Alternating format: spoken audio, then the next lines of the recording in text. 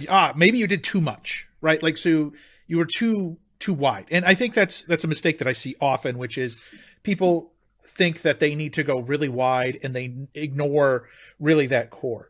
But what's scary for a lot of people is a lot of times that core isn't as large as other communities. And so when they compare themselves to, let's say, the Kubernetes community, let's be honest, from a data and Kubernetes community perspective, it's a subset.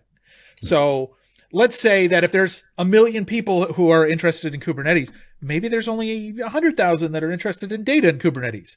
So that kind of like funnel approach where there might be less people, I think it scares some people because it's like, oh, well, if I go look at what the other, community's doing, they've got 10,000 people on their streams and I've got 50.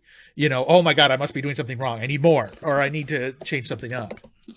This is such a good point. And because we live in the, metrics, I want to see high numbers here, high numbers there. Okay, well, let's define what are the quality numbers that are actually going to be driving your objectives forward. If you want to get quick numbers, there are a lot of ways that you can do that. And it's normal for people in community spaces to fall victim to sort of those vices, we can say.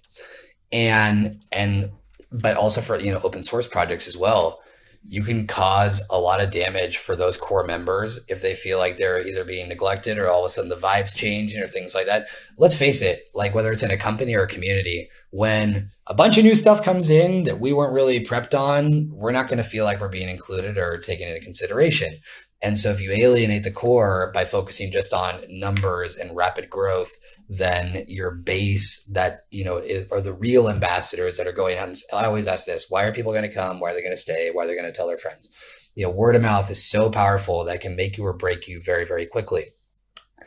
With that in mind, yes, the metrics are important, but what metrics? All right. So how many pieces, how many pieces of content? And the other thing as well, too, in, very niche spaces, you can't expect to have 50,000 views on a data on Kubernetes video or even, the first week or the first month or even, the first year, because the audience is what it is. And it means that you're not aware of your audience if you're expecting these crazy, crazy numbers. And that's something that also affected me a lot too, is thinking, why do we not have 15,000 people on Slack already? Well, I can still do a better job. Yes, that's true.